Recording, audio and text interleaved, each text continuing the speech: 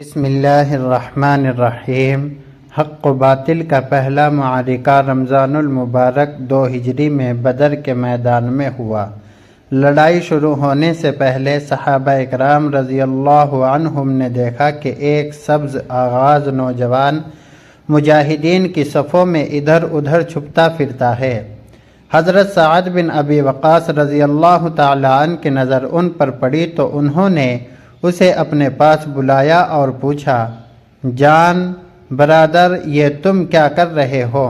نوجوان نے جواب دیا، بھائی جان، میں اللہ کی راہ میں لڑنا چاہتا ہوں، شاید اللہ تعالیٰ مجھے شہادت نصیب کریں، لیکن ڈر ہے کہ رسول اللہ صلی اللہ علیہ وسلم مجھے چھوٹا سمجھ کر لڑائی میں شریک ہونے کی اجازت نہ دیں۔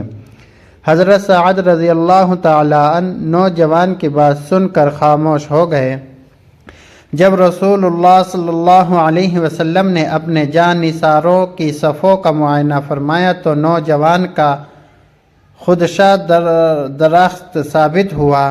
حضور صلی اللہ علیہ وسلم نے ان سے فرمایا، بیٹا، تمہاری عمر ابھی لڑنے کی نہیں ہے، اس لیے تم واپس جاؤ۔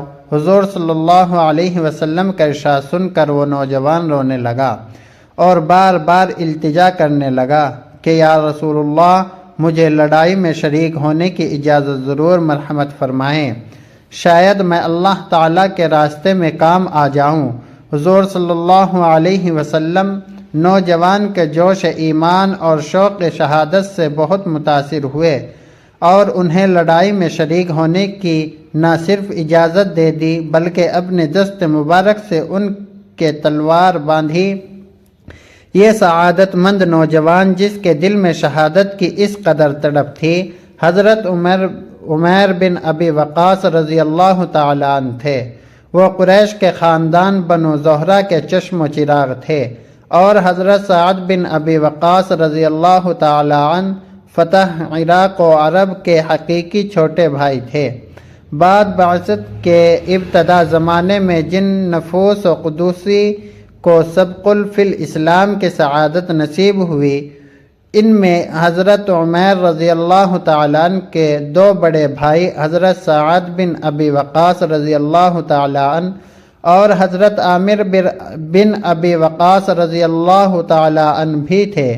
حضرت عمیر رضی اللہ تعالیٰ عنہ اس وقت بہت کم عمر تھے، لیکن ہونہار و برو کے چکنی بات جب ذرا سوجھ بوجھ پیدا ہوئی تو بڑے بھائی کی پیروی میں وہ بھی جادہ توحید پر گامزن ہو گئے اور راہ حق میں سر کٹانے کے لیے بے چین رہنے لگے۔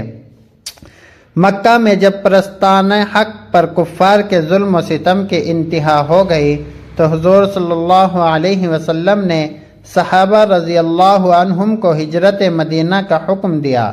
حضرت عمر رضی اللہ تعالیٰ عنہ بھی بھائیوں کے ساتھ ہجرت کر کے مدینہ پہنچ گئے۔ نبی رحمت صلی اللہ علیہ وسلم غزوہ بدر کے لیے روانہ ہوئے تو حضرت عمر رضی اللہ تعالیٰ عنہ کو شوق جہاد نے بے تاب کر دیا اور وہ بھی حضور صلی اللہ علیہ وسلم کے ہم رکاب جانثاروں میں شامل ہو گئے۔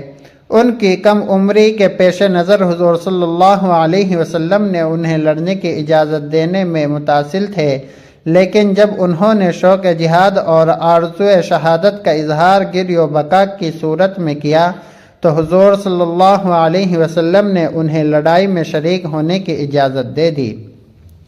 اس طرح گویا انہیں سارے جہاں کی نعمت مل گئی۔ تلوار چلاتے ہوئے دشمنوں کی صفوں میں گھس گئے اور دیر تک داد شجاعت دیتے رہے۔ کفار کا نامی شہ سوار عمر بن ابی عدود جو 1000 شجاعان عرب کے برابر ہوتا تھا، مشرکین میں موجود تھا۔ وہ چلا کر حضرت عمر رضی اللہ تعالیٰ عنہ پر حملہ آور ہوا اور اسلام کے اس نہال تازہ کو اپنی خون آشام تلوار سے شہادت کر دیا۔ انا للہ و انا الیہ راجعون۔